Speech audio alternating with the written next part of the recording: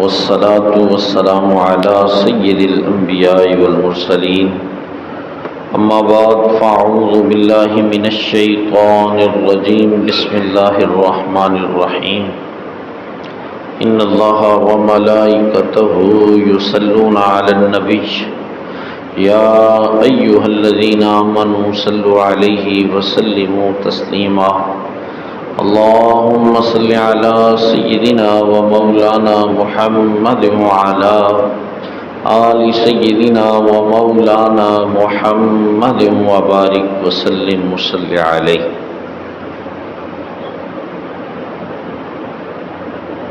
آج بفضلہ تعالی درس شمائل رسول صلی اللہ علیہ وآلہ وسلم کی 7ویں نشست ہے جس میں میں اور آپ حاضر ہیں۔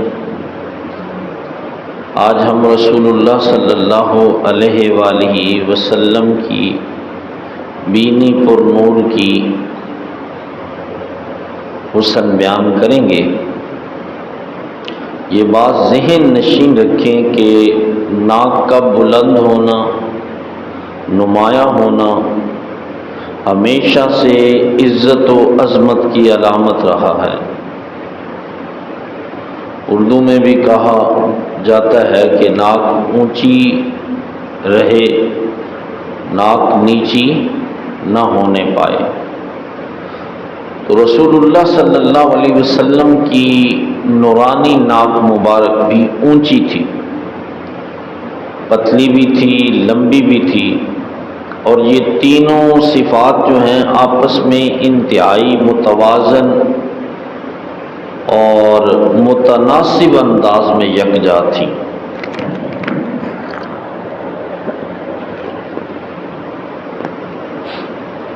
جس کی وجہ سے محبوب پاک صلی اللہ علیہ وآلہ وسلم کی بینی پر نور نہایت ہی خوبصورت اور دل آویز دکھائی دیتی تھی، اور حسن میں مزید اضافہ اس نور سے ہوتا جو آپ کی ناک پر ہر وقت چھایا رہتا،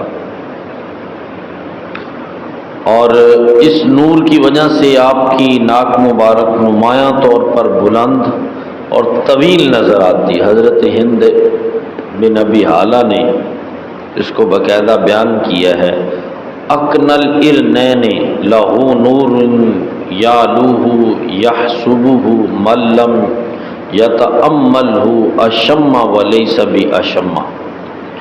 محبوب اونچی ناک والے تھے، اس ناک پر نور چھایا رہتا جس کی وجہ سے بظاہر محبوب پاک صلی اللہ علیہ وسلم کی ناک مبارک خاصی اونچی اور لمبی دکھائی دیتی، مگر در حقیقت ایسا نہیں تھا، بلکہ رفعت طوالت میں ایک خاص توازن اور تناسب تھا۔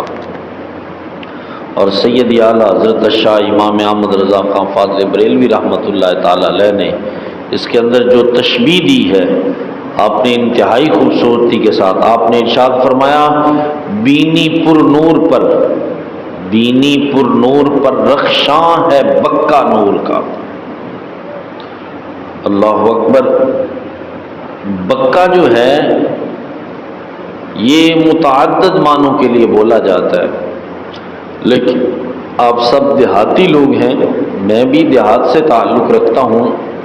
جب تندور جلایا جاتا ہے اسے گرم کرنے کے لیے تو جو اس سے شعلے نکلتے ہیں اور اس کے منہ کے اوپر نکل جاتے ہیں اور پھر وہ شعلے آگ کے ہمیں نظر آتے ہیں، انہیں کہتے ہیں بکا۔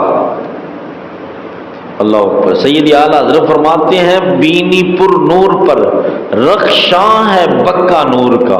اللہ اکبر۔ اعلیٰ حضرت فرماتے ہیں محبوب کی ناک کا یہ والا جو حصہ ہے نا، اس حصے سے نور کے شعلے نکلا کرتے تھے، نور کے شعلے نکلا کرتے تھے۔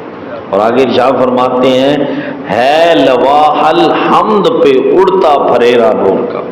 فرماتے ہیں محبوب کی ناک جو ہے وہ اتنی اونچی ہے کہ لوال حمد، وہ جھنڈا جو قیامت کے دن محبوب پاک صلی اللہ علیہ وآلہ وسلم کے ہاتھ میں ہوگا، اور حضرت آدم علیہ السلام سے لے کر تمام انبیاء اکرام علیہ السلام اس جھنڈے کے نیچے ہوں گے۔ فرمایا یہ اللہ نے محبوب کی بینی کو بلند کرنے کے لیے فرمایا ہے۔ یہ اللہ اکبر۔ تو بینی پر نور پر رخشاں ہے بکا نور کا، ہے لوال ہم پہ اڑتا پھریرا نور کا۔ اللہ اکبر۔ سید اعلیٰ حضرت نے کیا خوبصورت نقشہ کھینچا۔ آپ فرماتے ہیں نیچی نظروں کی شرم و حیا پہ درود۔ جب محبوب پاک صلی اللہ علیہ وسلم چلتے تھے نا تو نگاہیں زمین پہ رکھتے تھے، اور سید اعلیٰ حضرت نے تخیل باندھا، نیچی نظروں کی شرم و حیا پر درود، اونچی بینی کی رفعت پہ لاکھوں سلام۔ نیچی نظروں کی شرم و حیا پر درود، اونچی بینی کی رفعت پہ لاکھوں سلام۔ اللہ اکبر۔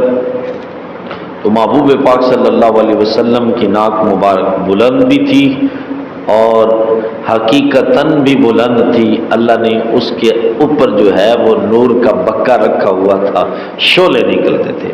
آبائیں رخسار کی بات کرتے، محبوب پاک صلی اللہ علیہ وسلم کا حسن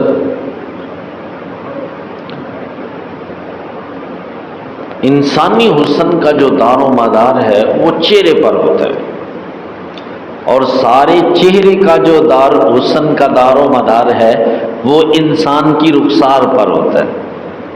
رخسار اگر ابری ہوئی ہوں یا اندر دھسی ہوئی ہوں تو کوئی اچھا تاثر نہیں دیتی، لیکن جانے دو عالم صلی اللہ علیہ وآلہ وسلم کی رخسار مبارک، گال مبارک جو ہیں وہ متناسب اور موضوع بنایا گیا تھا۔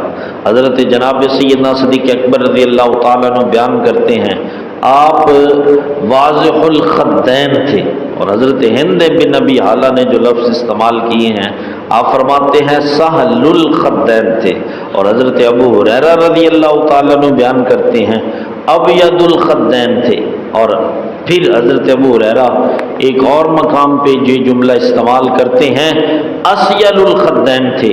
ان چاروں صفات کا یا چاروں جملوں کا تقریباً ملتا جلتا معنی ہے۔ ایک معنی یہ ہے کہ محبوب کے رخسار مبارک جو ہے وہ چپکے ہوئے نہیں تھے بلکہ نمایاں تھے، ابھرے ہوئے بھی نہیں تھے بلکہ ہموار تھے، اور رخساروں کا رنگ جو ہے وہ سفید تھا۔ اور حضرت جناب سیدنا ابو ہریرہ نے جو آخری جملہ بولا ہے نا اسیل الخدین، فرماتے ہیں محبوب کے رخسار جو ہے وہ ریشم کی طرح نرم تھے، ریشم کی طرح ان کے اندر گداز تھا، ریشم کی طرح ان کے اندر نرمی اور ملائمی تھی۔ اللہ اکبر۔ اور حضرت انس رضی اللہ تعالیٰ عنہ ارشاد فرماتے ہیں محبوب پاک کے جسم سے زیادہ نرم، زیادہ خوشبودار میں نے نہ کوئی ریشم دیکھا ہے اور نہ کوئی خوشبو دیکھی۔ اللہ اکبر۔ اور سیدی اعلیٰ حضرت الشاہ امام احمد رضا خان فاضل بریلوی رحمۃ اللہ تعالیٰ علیہ نے کیا خوب ترجمانی کی۔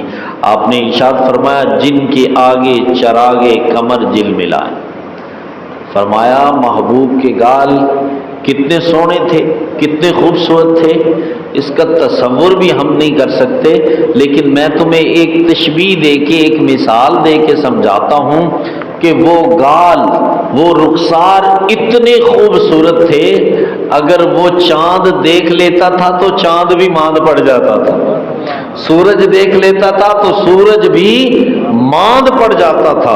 اللہ اکبر۔ آپ فرماتے ہیں جن کے آگے چراغے کمر جل ملائے ان ہزاروں کی طلعت پہ لاکھوں سلام۔ اللہ اکبر۔ اب دیکھیں آزار کہتے ہیں رخسار کو، طلعت کہتے ہیں حسن و جمال کو۔ سید اعلیٰ حضرت فرماتے ہیں وہ گال اتنے خوبصورت تھے کہ کمر اور سورج جو ہے وہ بھی ان کے سامنے ماند پڑ جایا کرتے تھے۔ اللہ اکبر۔ آئیں اب محبوب پاک صلی اللہ علیہ وآلہ وسلم کی ہونٹوں کی بات کرتے ہیں۔ اللہ اکبر۔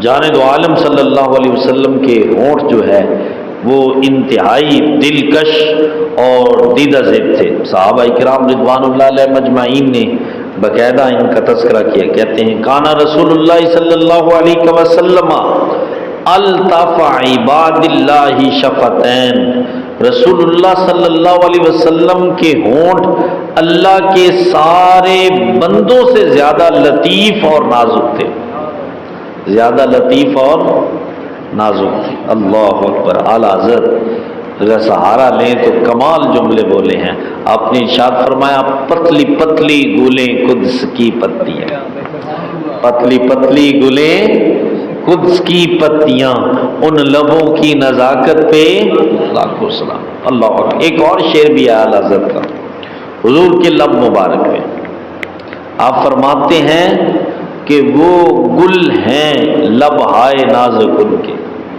وہ گل ہیں لب ہائے نازک ان کے، جھڑتے ہیں پھول جن سے، جھڑتے ہیں پھول جن سے۔ آپ فرماتے ہیں کہ محبوب کے جو لب مبارک ہے نا، وہ کوئی ایک گلاب نہیں ہے بلکہ پورا گلدستہ ہے، پورا گلدستہ ہیں۔ اور آگے ارشاد فرماتے ہیں، فرمایا جب وہ لب کھلتے ہیں اور پھر ان سے باتیں ہوتی ہیں تو فرمایا پھر پھول جھڑتے، پھر پھول جھڑتے ہیں۔ اور اب اگلی بات، گلاب گلشن میں دیکھے بلبل، گلاب گلشن میں دیکھے بلبل، فرمایا جب بلبل باغ میں جاتی ہے، گلشن میں جاتی ہے تو گلاب دیکھتی ہے، لیکن اے بلبل ذرا ادھر آ، محبوب کے ہونٹوں کا تذکرہ تیرے سامنے کرتے ہیں۔ اور کیا شان ہے؟ آپ فرماتے ہیں گلاب گلشن میں دیکھے بلبل، یہ دیکھ گلشن گلاب میں ہے، یہ دیکھ گلشن گلاب میں ہے۔ فرمایا اگر وہ گل ہیں تو پھر سن، گل بھی ایسے ہیں کہ ایک پھول نہیں ہے بلکہ پورا گلدستہ ہے، اور اگر انہیں گلاب قرار دے دیا جائے تو وہ گلاب بھی ایسے ہے کہ سارا پھولوں کا جو باغ ہے اسی ایک گلاب کے اندر رکھا گیا۔ اللہ اکبر۔ تو اللہ نے وہ لبہائے نازک محبوب پاک کو عطا فرمائے۔ انشاءاللہ العزیز کل مزید ہم بات کریں گے۔ اللہ ان اوصاف نوریہ کی وجہ سے ہمیں محبوب کی محبت نصیب فرمائے۔ وآخر دعوانا